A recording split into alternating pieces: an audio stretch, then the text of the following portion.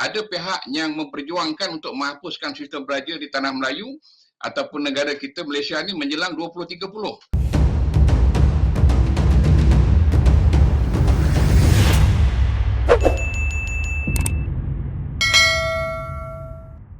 Sistem beraja ni adalah satu sistem yang fitrah, satu tabi'i yang telah pun wujud daripada awal. Malah kalau kita rujuk kepada Al-Quran, bila Allah SWT mahu menyatakan kepada malaikat dan juga jin bahawa Allah Ta'ala ingin melantik manusia sebagai khalifah di atas muka bumi itu, mana khalifah itu sendiri adalah merujuk kepada sistem pemerintahan beraja. Ya, kalau kita boleh terjemahkan pada hari ini perkataan beraja, kerana khalifah itu adalah ketua yang mengurus bumi, ya, mengurus alam di dunia ini. Jadi apa yang berlaku di alam Melayu, di mana kita telah pun ada mewarisi sistem beraja ini, sama ada sebelum Islam ataupun selepas Islam, itu adalah satu yang tabi'i, fitrah, hanya begitu.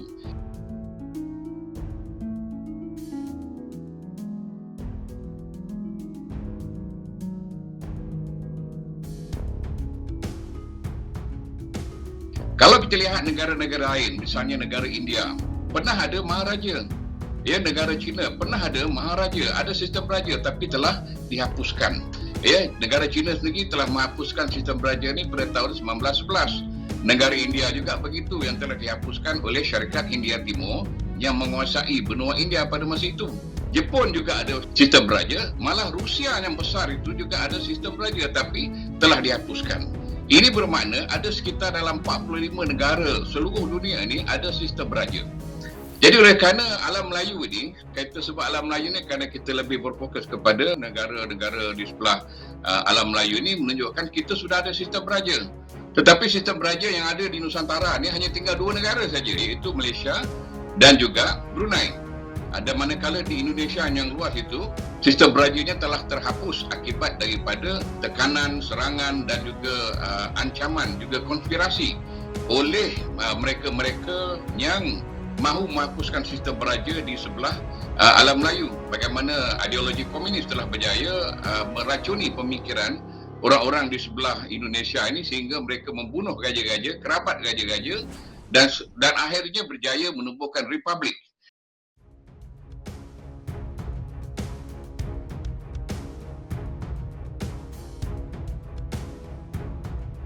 Pada 2018 dikatakan bahawa kerajaan pada ketika itu ingin menandatangani perjanjian ISET, dan ini telah menimbulkan marah kalangan rakyat Malaysia. Jadi ramai yang berhimpun di dataran Merdeka pada masa itu. Ada yang mengatakan bahawa 55,000 rakyat yang berhimpun, ada yang kata 550,000. Tapi tak kiralah berapa pun, nombor ini adalah mewakili rakyat Malaysia yang membantah keputusan kerajaan pada masa itu untuk menandatangani perjanjian ISET. Dan bukan sahaja perhimpunan ini disertai oleh rakyat seperti kita semua, malah kepimpinan politik juga bersama-sama dengan rakyat seperti UMNO dan juga PAS turun padang dan juga bersama-sama dengan rakyat ketika itu membantah keputusan kerajaan untuk menandatangani perjanjian ISET.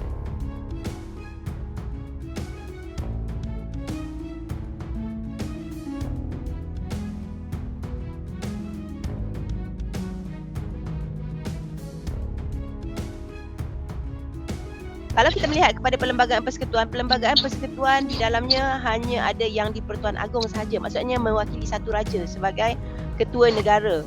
Tetapi kita juga perlu melihat daulat yang didapati oleh yang di-Pertuan Agong merupakan satu saluran daripada raja-raja negeri, dan kemudian kuasa itu secara hitam putihnya diberikan oleh Majlis Raja-Raja kerana baginda dipilih dari kalangan raja-raja untuk menjadi ketua negara.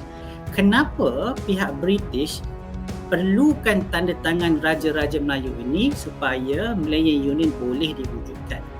Kalau Raja-Raja Melayu ketika itu tidak berdaulat, kenapa pihak British memerlukan tanda tangan Raja-Raja Melayu? Jadi di situ kita boleh lihat bahawa Raja-Raja Melayu itu memang adalah ketua negara ataupun ketua negeri-negeri baginda masing-masing. Jadi melalui tanda tangan Raja-Raja itu barulah Malayan Union itu boleh diwujudkan. Jadi melalui undang-undang antarabangsa juga, hanya ketua negara ataupun orang yang layak untuk menandatangani perjanjian antarabangsa boleh melakukan perkara sedemikian.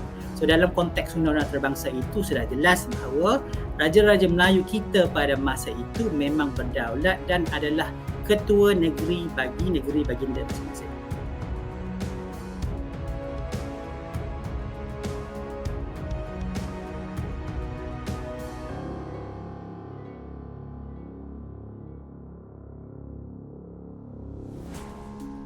Sistem Raja-Raja Melayu ini bukan sahaja mempertahankan hak istimewa orang Melayu, Bumi Putera, agama Islam dan sebagainya, malah institusi ini juga melambangkan perpaduan dan juga keamanan serta ketenteraman awam. Kalau kita tidak ada sistem beraja masa pertukaran kerajaan sebelum ni, mungkin berlaku kacau bila dan sebagainya. Jadi institusi beraja inilah yang menyelamatkan keadaan pada masa itu supaya tidak berlaku kacau bilang.